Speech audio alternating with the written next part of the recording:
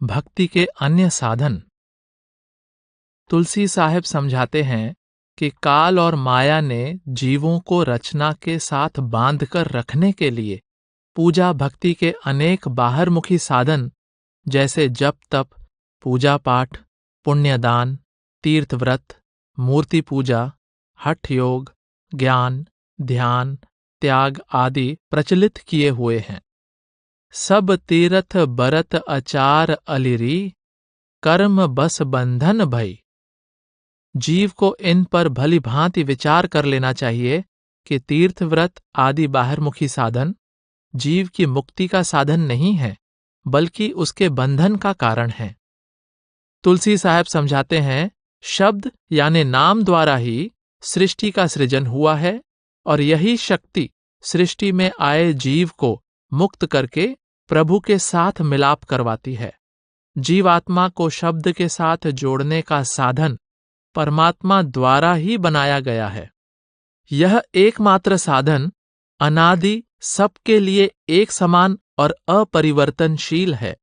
अन्य सभी साधन मनुष्य द्वारा अपने मन के अधीन होकर बनाए गए हैं।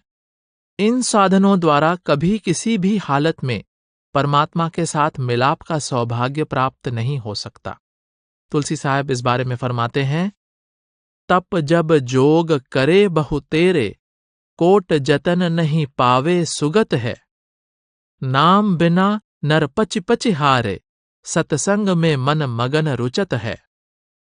यह अटल सत्य है कि सतगुरु की संगति के बिना मूल तत्व की प्राप्ति नहीं हो सकती और न ही आवागमन से छुटकारा मिल सकता है। लेकिन अज्ञानतावश जीव ऐसे साधनों को अपना लेता है जो उन्हें सच्चे मार्ग से भटका देते हैं। तुलसी साहब ने अपनी वाणी में जीव को इन साधनों के प्रति सावधान किया है। तीर्थ व्रत। तीर्थों और व्रत उपवास के भ्रम में पड़े हुए जीव को समझाते हुए तुलसी साहब कहते हैं, तीरथ बरत नेम विधि पाला, आस खानि फल डाला हो। नर्तन भटक भटक भट भेरा, बांधा न भौजल बेड़ा हो। तन सराय छूटत छिन माहे, सेमरि सुआ पछताई हो। तुलसीदास चेत नर अंधा, परखि लखौ दुख दंदा हो।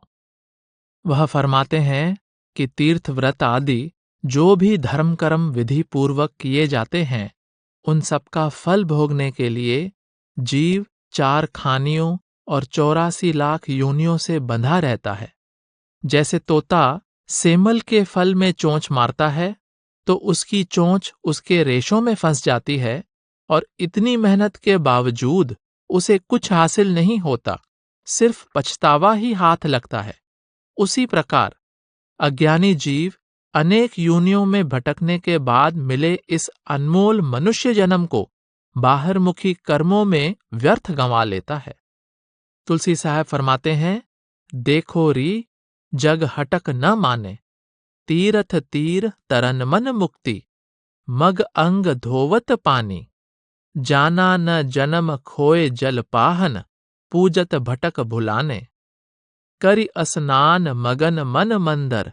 मूरत मरम अजाने, धरि धरि लात सिला बटि गढ़ी के। धरि मंदर झटक पुराने, 56 भोग भाव जेहि कारण। दुनिया देव बखाने, पिवत न खात हाथ मुख में कोई। खात न निकट दिखाने, घंट बजाए अंगूठा बतायो। खायो प्रसाद पुजारी, सेव करी पर भेव न कोई। जूठे लखि हटक न आने, चेतन चीन यकीन अनाड़ी। आत्म अंग समाने, बोलत बदन चीन कर तन में। तुलसी लखि लटक पिछाने। अज्ञानतावश बाहरमुखी साधनों में फंसे हुए जीवों को चेताने का प्रयास करते हुए तुलसी साहब कहते हैं कि कई लोग तीर्थों पर स्नान और मूर्तियों की पूजा को मुक्ति और प्रभु के साथ मिलाप का साधन समझते हैं। पूर्ण संतों ने तीर्थों के स्नान को शरीर की सफाई का साधन तो माना है, परंतु मुक्ति यानी प्रभु प्राप्ति का नहीं। तुलसी साहब दुख प्रकट करते हुए कहते हैं कि सांसारिक लोगों को लाख समझा लो, परंतु वे एक नहीं सुनते। वे मुक्ति की प्राप्ति के लिए तीर्थों पर स्नान करके और पत्थर की बनी मूर्तियों की पूजा करके बहुत प्रसन्न होते हैं, और वे प्रभु की सच्ची भक्ति का रहस्य समझने का प्रयत्न नहीं करते।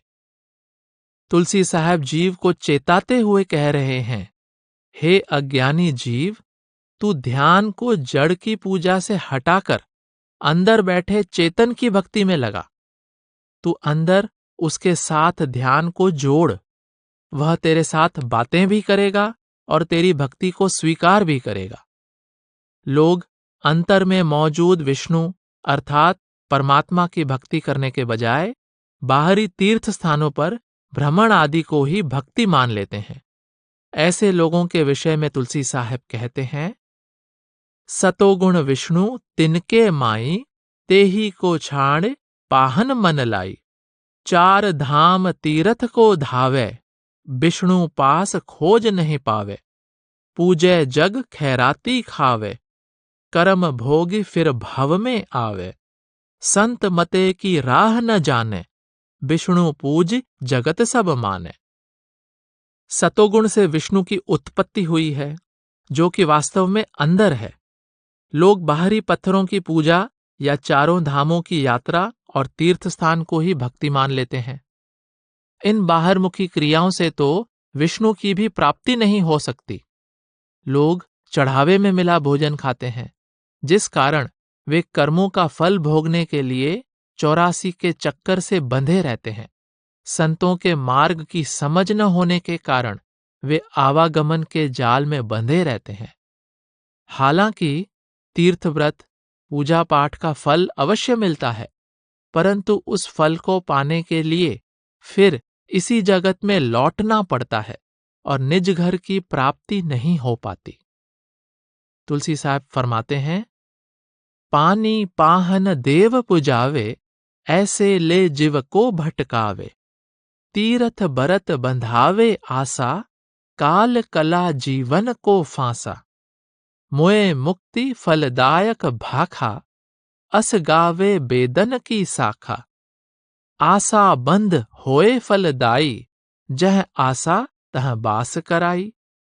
चेतन इष्ट दृष्टि से तोड़ी, तन मन प्रीति जड़न से जोड़ी। यों भव सागर भरा अथाही, अपने घर की राह न पाई। तुलसी साहब ने सोरठा फरमाया है, भर्म रहा संसार, सार भेद पाए बिना। शुभ और अशुभ कराए, काल चक्र भरमत रहे। काल और माया ने संसार को तीर्थों के स्नान, व्रत, मूर्तियों की पूजा आदि बाहरमुखी साधनों के भ्रम में डाला हुआ है। उन्होंने लोगों को ग्रंथ शास्त्रों के पाठ विचार में उलझाकर इस भ्रम में फंसा दिया है कि मृत्यु के बाद मुक्ति मिल जाएगी। अज्ञानी जीव यह सोचने का प्रयत्न ही नहीं करते कि परमार्थ में जहां आशा तहां बासा का नियम लागू है, और जो जिस इष्ट की पूजा करता है मृत्यु के बाद उसके पास ही पहुंच जाता है। चेतन मूर्ति मन भगवाना, पूजय जड़ जड़ माहे समाना। तुलसी साहब दुख प्रकट करते हुए कहते हैं कि काल ने चेतन जीव को जड़ पदार्थों की भक्ति में लगाकर चेतन परमात्मा की भक्ति से दूर कर दिया है। लोग चेतन प्रभु के साथ प्रेम करने के बजाय जड़ पदार्थों के मोह में फंसे हुए हैं। यही कारण है कि उन्हें निज घर वापस जाने के मार्ग का ज्ञान नहीं होता और वे भव सागर में ही गोते खाते रहते हैं। संसार के लोग काल द्वारा चलाए गए पाप और पुण्य के चक्कर से बंधे हुए हैं। लोग यह समझने का प्रयत्न नहीं करते कि इस प्रकार के कर्म मुक्ति का साधन नहीं हो सकते, ये तो बंधन का ही कारण है। तुलसी साहब कहते हैं कि संत महात्माओं के उपदेश के अनुसार अपनी विवेक बुद्धि का प्रयोग करना चाहिए, तभी असली तीर्थ स्थान के रहस्य की जानकारी मिल सकती है। आप इस बारे में फरमाते हैं, अली अधर धार निहारी निज कै, निकरी शिखर चढ़ावही। जह गगन गंगा सुरति जमुना, जतन धार बहावही। जह पदम प्रेम प्रयाग सुरसरी, धुर गुरु गति गावही। जह संत आस बिलास बेनी, बिमल अजब अनहावही। तुलसी साहब जीवात्मा को आंतरिक रहस्य समझाते हुए कहते हैं, यदि तीर्थ स्नान करना ही है तो आंतरिक सच्चे तीर्थ में स्नान करो। तेरे अंदर आकाश में गंगा, यमुना और सरस्वती का संगम है।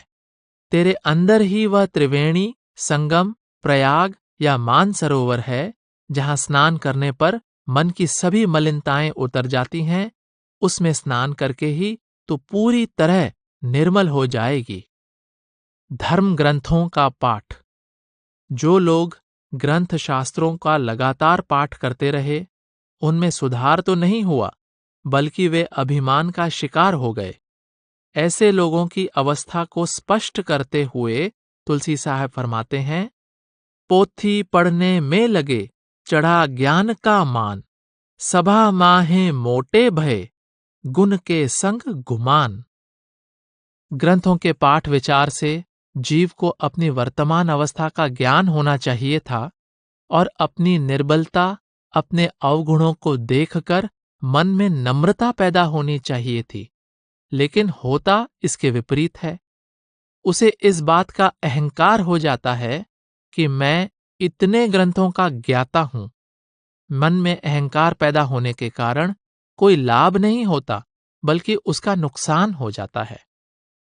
तुलसी साहब समझाते हैं, गुपल गुसाई खोज न कीन्हा, शब्द भेद का सार न चीन्हा। बुद्धिमतिहीन सूझ नहीं आई, गावत गावत जन्म बिताई। अर्थात लोग सारा जन्म ग्रंथों के पाठ में लगा देते हैं, परंतु ध्यान को शब्द या नाम के साथ जोड़कर अंदर से परमात्मा की खोज करने का यत्न नहीं करते। केवल ग्रंथों को पढ़ने तक ही सीमित रहने के कारण वे समय को व्यर्थ गवा देते हैं और कुछ भी हाथ नहीं आता। आप फरमाते हैं, काग पढ़ाया पिंजरे, पढ़ गया चारों वेद, अंदर की छूटी नहीं, रहा डेढ़ का डेढ़। बेशक काग को पिंजरे में डालकर चारों वेद पढ़ा दो, उसकी आंतरिक दशा नहीं बदलती और वह काग का काग ही रहता है। उसी प्रकार केवल ग्रंथ शास्त्रों के पठन पाठन से ही मन और आत्मा की हालत में सुधार नहीं होता।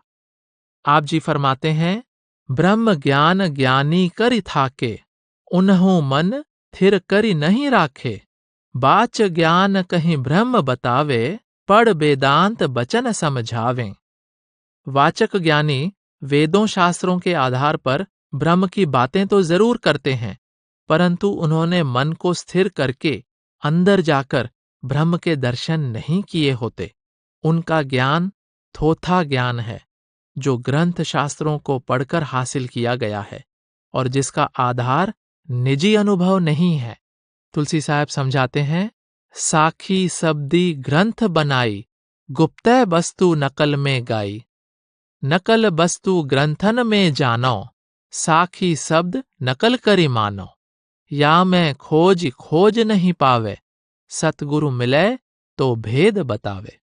तुलसी साहब ग्रंथों का असली उद्देश्य समझाते हुए कहते हैं कि संत महात्माओं ने जीव के अंतर में मौजूद अनमोल सार पदार्थ को प्राप्त करने की प्रेरणा देने के लिए ग्रंथों की रचना की है और बाहरी वस्तुओं का दृष्टांत देकर उस गुप्त रहस्य को समझाने की कोशिश की है। परंतु जीव केवल ग्रंथों में उसकी खोज करने में लगा हुआ है, जहां उसे वह सार पदार्थ नहीं मिल पाता। जो जीव सतगुरु की शरण में जाता है, सतगुरु उस जीव को सार वस्तु प्राप्त करने का रहस्य बताते हैं। तुलसी साहब की वाणी के अध्ययन के बाद यह तथ्य उभर कर सामने आता है कि संत महात्मा धर्म ग्रंथों का विरोध नहीं करते। वे तो इस बात पर बल देते हैं कि धर्म ग्रंथों को पढ़ने का वास्तविक लाभ तभी होगा अगर हम उस उपदेश पर अमल करेंगे। योग साधना।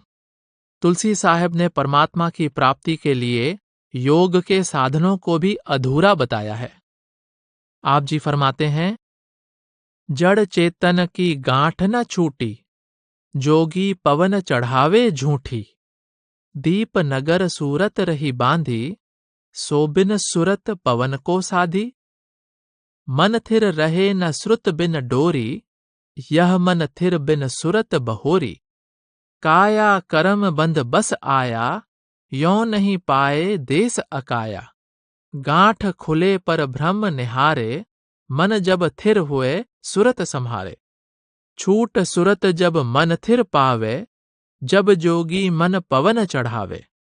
संत दया बिन सुरत न छूटे, जोगी पकड़ पकड़ जम लूटे। सुरत संध संतन के पासा, संत संध से करे खुलासा। तुलसी साहब फरमा रहे हैं कि योगी प्राणायाम का अभ्यास करते हैं। प्राणायाम द्वारा चिदाकाश तक तो पहुंचा जा सकता है, परंतु इससे जड़ और चेतन अर्थात मन और आत्मा की गांठ नहीं खुल सकती। योगियों को इस बात का पूरा ज्ञान नहीं है कि आत्मा की शक्ति के बिना यह अभ्यास संभव नहीं है। जब तक मन स्थिर नहीं होता, सुरत भी स्थिर नहीं हो सकती, और जब तक जीव कर्म और फल के दायरे में है, वह निराकार मंडल में नहीं पहुंच सकता। और जब मन अपने उद्गम स्थान में समा जाता है, तब आत्मा उसके पंजे से आजाद हो जाती है। यानी जड़ और चेतन की गांठ खुलने पर ही आत्मा अंदर ब्रह्मलोक या काल के देश को पार कर सकती है। इसलिए सच्चा योग प्राणों को नहीं बल्कि मन को काबू करने में है। संतों की दया के बिना मन वश में नहीं आ सकता, और न ही कभी सुरत यमों के जाल से मुक्त हो सकती है। सुरत को शब्द के साथ जोड़ने का भेद केवल संत ही दे सकते हैं। तुलसी साहब फरमाते हैं, जोगी जोग ध्यान रस भूला, श्वासा संग कीन अनुकूला। मुद्रा 5 तुरीमत झूला, ये पुनि ज्ञान जोगमत फूला। इंद्री बस रस कीन्हो धूला, वो न पायो सार रस मूला।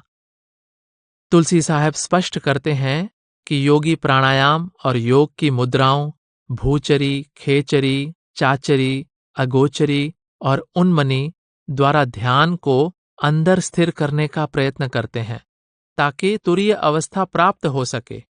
उनका सारा प्रयास इंद्रियों को वश में करने पर होता है।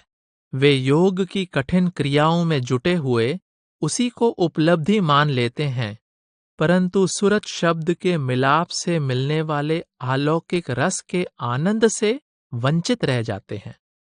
स्वयं को परमहंस कहने वाले योगी शब्द यानी नाद की महिमा करते हैं, परंतु सुन्न मंडल के पार से आने वाले सार शब्द का ज्ञान न होने के कारण परम तत्व की प्राप्ति नहीं कर पाते। सन्यासी अहम ब्रह्मास्मि, मैं ब्रह्म हूं का राग अलापते रहते हैं, परंतु उन्हें जड़ और चेतन यानी मन और आत्मा की गांठ खोलने की युक्ति का ज्ञान नहीं होता।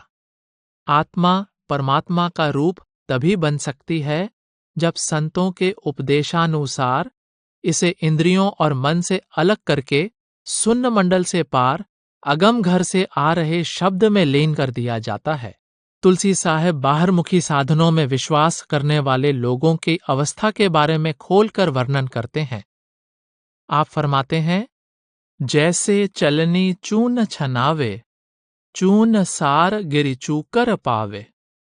यही विधि ज्ञान गहे जग सारा, तत वस्तु कोई ना है बेचारा। ज्ञान मान की बड़ी मोटाई, भक्ति गरीबी कोई न पाई। संत चरण यासे नहीं भावे, क्यों कर हृदय साच समावे। वह बताते हैं कि बाहरी साधनों को अपनाने वाले लोगों की हालत उस व्यक्ति की तरह है जो आटे का चोकर संभाल कर रख रहा है और आटा फेंक रहा है। लोग बाहरी ज्ञान की बातों में मस्त हैं, कोई भी अंदर से सार तत्व को प्राप्त करने का यत्न नहीं करता। लोग बाहरमुखी ज्ञान के अहंकार में फूले नहीं समाते, इसलिए वे भक्ति द्वारा मन में उत्पन्न होने वाली नम्रता से विहीन रह जाते हैं। वे अपने ज्ञान के अहंकार में संतों की शरण में जाने के लिए तैयार ही नहीं होते। फिर भला उनका अपने अंदर प्रभु रूपी सत्य से मिलाप कैसे हो सकता है? तुलसी साहब समझाते हैं कि अलग अलग पंथों से संबंध रखने वाले लोग उन पंथों के वास्तविक उपदेश को भली भांति समझने का प्रयत्न नहीं करते हैं। आप समझाते हैं, सूरती मिले शब्द में जाई, ये सब संतन पंथ बताई। सुरती पंथ नहीं खोजा भाई, जाति पंथ का बोझ उठाई। आप आगे फरमाते हैं, संत मते को रीति न जाने, कहे जाको पुनि एक न माने। कैसे होए जीव निर्वारा, या में बढ़ी गया जाल पसारा। आप जी आगे समझाते हैं, सतगुरु भेद अगम दर्शावें, तब चढ़ी जाई अगमपुर पावें। सभी संतों ने सुरत को शब्द के साथ जोड़ने का उपदेश दिया है, परंतु लोग उनके द्वारा बताए सुरत शब्द के मार्ग पर चलकर अंतर में परमात्मा की खोज नहीं करते, बल्कि अपने अपने संप्रदाय में प्रचलित परंपराओं के अनुसार ही भक्ति करते हैं। लाख बार समझाने पर भी ऐसे लोगों पर कोई असर नहीं होता। फिर उनका उद्धार कैसे हो सकता है? जीव का उद्धार ग्रंथ शास्त्रों के पाठ विचार द्वारा नहीं, बल्कि सतगुरु की सहायता से सुरत को शब्द के साथ जोड़ने पर ही हो सकता है। गृहस्थी का त्याग।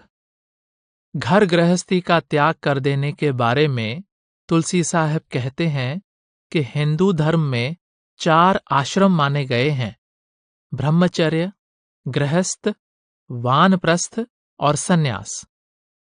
कुछ साधुजन उपदेश देते हैं कि ब्रह्मचर्य और गृहस्थ धर्म पूरा हो जाने पर घर गृहस्थी का त्याग करके त्यागी सन्यासी बनकर जंगलों पर्वतों में रहना चाहिए। योग मत, बौद्ध धर्म और जैन धर्म में भी मुक्ति की प्राप्ति के लिए घर गृहस्थी के त्याग पर ही बल दिया जाता है। पूर्ण संतों ने प्रभु की भक्ति और प्रभु की प्राप्ति को हमारी मनोवृत्ति पर ही आधारित माना है, गृहस्थ या त्याग पर नहीं। संत जन समझाते हैं कि जो व्यक्ति घर गृहस्थी के सभी कर्तव्य पूरे करता हुआ संसार से उपराम या निर्लिप्त रहता है, वह विरक्त, त्यागी या योगी है। इसके विपरीत जो व्यक्ति घर परिवार का त्याग करके जंगलों या पर्वतों में चला जाता है, परंतु उसके हृदय में इस माया रूपी संसार की इच्छाएं और तृष्णाएं भरी हुई हैं, वह निपट भोगी है। तुलसी साहब की वाणी में से आगे कुछ अंश उद्धृत किए गए हैं, जिनमें तुलसी साहब सच्चे वैराग्य और असली त्याग के विषय को स्पष्ट करते हैं। आप फरमाते हैं, तप संजम उपवास बताई, जो त्यागे सो पावे भाई। तप कर राज मिले पुनि जाई, राज भोग पुनि नरक समाई।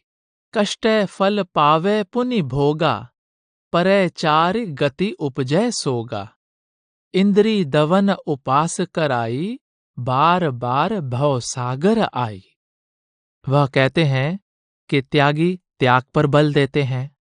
कोई व्यक्ति इस जन्म में जिस वस्तु का त्याग करता है, वह अगले जन्म में उसे कई गुणा होकर मिलती है, क्योंकि प्रकृति सभी दबी हुई और अधूरी इच्छाओं को पूरा करती है। कहावत है, तपोराज राजो नरक। तपी और त्यागी को अगला जन्म राजा का मिल जाता है। राजा के रूप में जीव फिर से इंद्रियों के भोगों में लिप्त हो जाता है, जिस कारण उसे नरकों में जाना पड़ता है और बार बार इस भवसागर में दुख उठाने के लिए आना पड़ता है। तुलसी साहब फरमाते हैं, जग पंडित और भेष भेद जोगी नहीं जाने, जग इंद्री रस भोग जोग इंद्री नहीं माने। संग्रह त्यागन झूठ सकल, यह मन को खेला।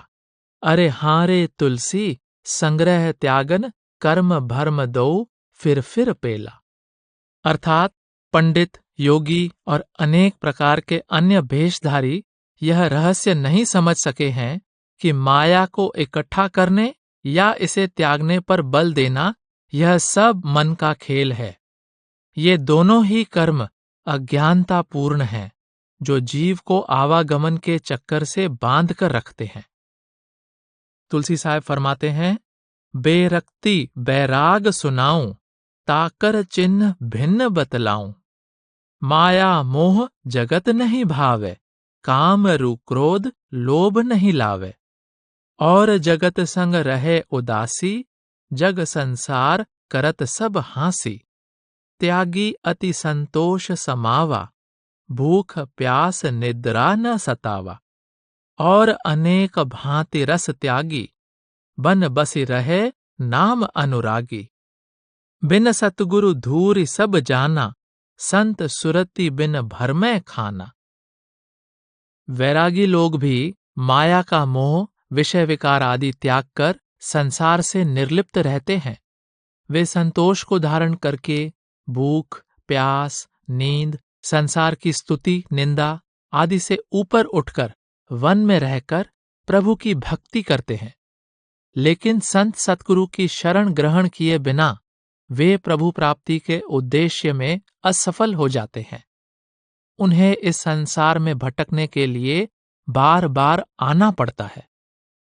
तुलसी साहब फरमाते हैं, प्रिय लाल अस बूझ बिचारा, संग्रह त्यागन झूठ पसारा। सतगुरु सूरति संद लखावे, तजी सब बंद जीव घर आवे।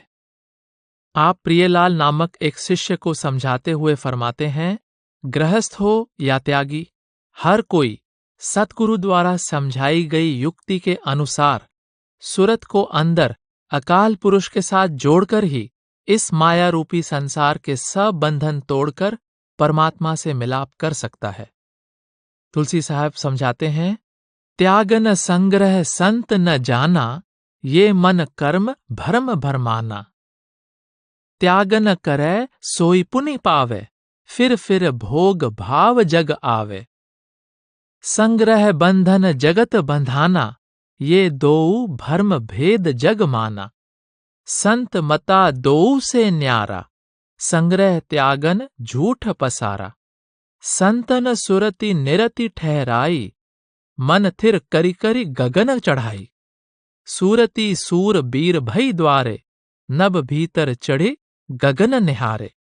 सुरति सुहागन सूर सिधारी, नित नित गगन गिरा से न्यारी। पूर्ण संत न तो माया एकत्रित करने का उपदेश देते हैं, न इसका त्याग करने का। त्याग और संग्रह दोनों ही जीव को अज्ञानता के अंधकार में भटकाते रहते हैं। जो जीव जिन वस्तुओं का त्याग करता है, वह उन्हें भोगने के लिए फिर से जन्म लेता है। त्यागी और भोगी दोनों ही अपनी इच्छाओं की पूर्ति के लिए संसार के साथ बंधे रहते हैं। पूर्ण संत ध्यान को अंदर स्थिर करके शब्द के साथ जोड़ने का उपदेश देते हैं। इस तरह मन निश्चल हो जाता है और सुरत अंदर गगन मंडल अर्थात त्रिकुटी को पार कर जाती है। शब्द के अभ्यास द्वारा सुरत शूरवीर बन जाती है। यह निरंतर ऊंचे मंडलों में चढ़ाई करती हुई अपने प्रियतम परमेश्वर से मिलाप करके सच्ची सुहागन बन जाती है। तुलसी साहब कहते हैं कि परमात्मा की भक्ति और उसकी प्राप्ति का संबंध मन और सुरत के साथ है, घर गृहस्थी के त्याग से नहीं। उन्होंने संत मत की इस मान्यता को स्थापित किया है कि आशा तृष्णा से छुटकारा पाने और प्रभु प्राप्ति के लिए घर गृहस्थी छोड़कर जंगलों या पहाड़ों में जा बसना उचित नहीं। तुलसी साहब फरमाते हैं, नहीं मन तन बिरह बैराग, तमा त्यागे बिना। जग परिवार कुटुंब को तज के, बैठे बन में भाग। मन की कहर लहर नहीं छूटी, अंदर में रही लाग। रमक रीत मार्ग को बूझे, जब उपजय अनुराग। सहज भाव से जो कुछ आवे, क्या रूखी क्या साग। भोजन भाव सहज की बिच्छा, नहीं कोई से कुछ मांग। भीतर तमक रमक नहीं उनके, को लख पावे थाग।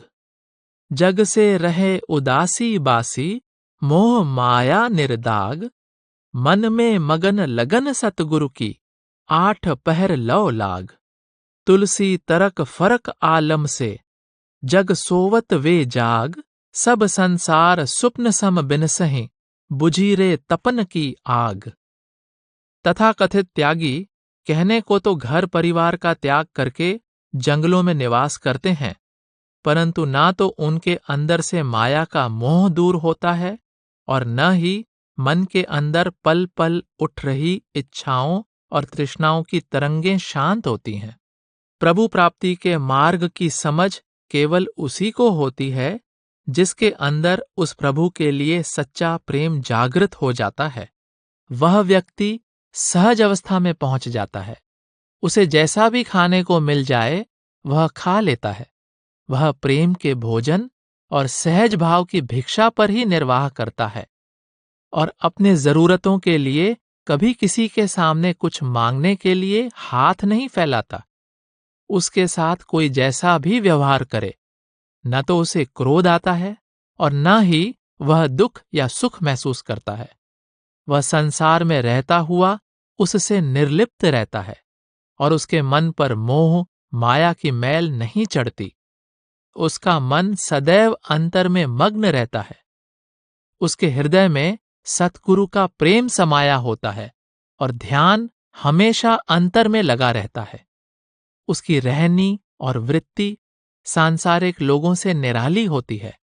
सारा संसार अज्ञानता की नींद में सोया होता है, परंतु वह सदैव सचेत होकर प्रभु के प्रेम और उसकी भक्ति में जाग रहा होता है। उसे संसार स्वप्न के समान जूठा और नाशवान प्रतीत होता है। उसकी आशा तृष्णा की अग्नि शांत हो जाती है और मन पूरी तरह निश्चल होकर पूर्ण रूप से आनंदित हो जाता है। तुलसी साहेब स्पष्ट संदेश देते हैं कि प्रभु प्राप्ति के लिए बाहरमुखी साधन कारगर सिद्ध नहीं हो सकते। सतगुरु के उपदेशानुसार भक्ति करने से ही परमात्मा से मिलाप हो सकता है। आप इस बारे में समझाते हैं, मन थिर होए न कोटि उपाय, संत कृपा थिर सुरत लखाई। बिना संत नहीं अंत थिरावे, कोटिन जोग समाध लगावे। ब्रह्म गति कोई साधन पाई, सूरत चढ़ 10 द्वारे आई।